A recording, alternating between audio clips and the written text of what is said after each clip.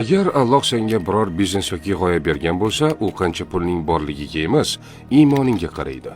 Alloh senga bu fikrni bergan bo'lsa, u mijozlarni ham, imkoniyatlarni ham, kerakli yordamni ham yuboradi.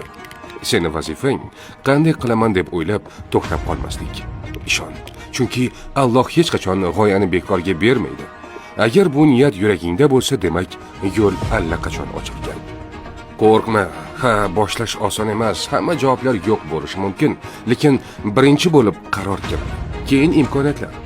Iymoning esa puldan tezroq yuradi. Yolg'iz emassan.